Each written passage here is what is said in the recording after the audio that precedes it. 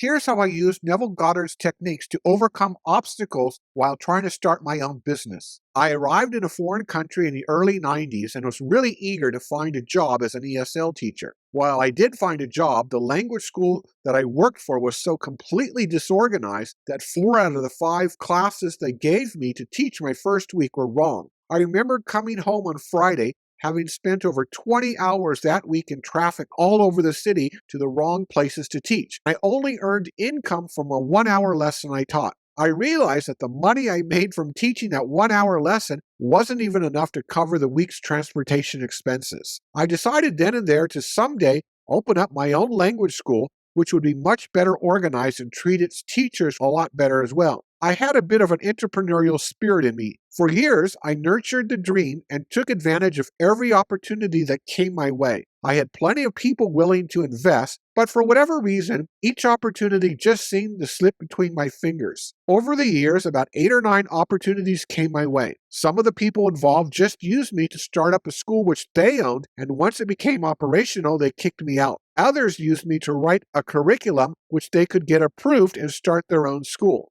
But I didn't see quitting as an option. I was also fortunate enough not to be doing this from desperation. I had enough money to get by from my day job. Nevertheless, being a language school owner, calling my own shots, and doing a better job managing the school than my competitors was still a vivid dream I entertained. I closed my eyes many nights and played mental movies in my head about how the school would function and my role in it. 2 years later, I took a job teaching English at a university. It was a great job, good pay, little work, no nonsense at all. The only problem was I didn't find it very fulfilling. I still longed for an opportunity to create, build, and run my own school someday. One day, 3 colleagues asked me to teach their children English on the weekends using one of the vacant rooms at the university. During the weekend, the university was dead. It had over 100 classrooms, but not a single one of them was being used. So I asked for permission from the dean to use one of the classrooms, and I explained I would be teaching my own course, which would have nothing to do with the university, but I would offer to pay rent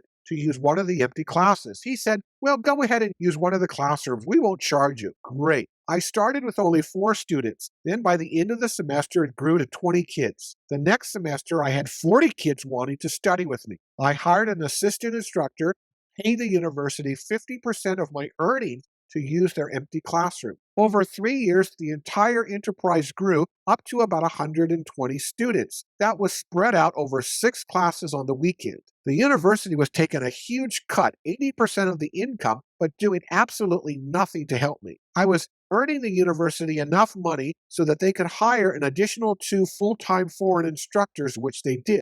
I was a bit depressed because I was working like a dog, but I was not benefiting from it too much. I decided to no longer continue doing it. Just then, one of the parents of my students approached me and asked me to go in business with her. She wanted to start up a language school too. She owned a property in an ideal location, but confessed she had no idea in the world how to set up a school. I suggested she be a silent partner and pay for all the expenses, but keep 50% of the profits. She agreed, and it worked out wonderfully. She didn't get in my way, and the student numbers doubled every year until we finally sold the school a few years later. After I received a check from the sale out, I thought back to how I held on to the belief that my dream of owning my own school would someday come true, and it did. I knew very little at that time about the law of assumption, but today I realized that I was unknowingly applying many of Neville Goddard's techniques to manifest my dream.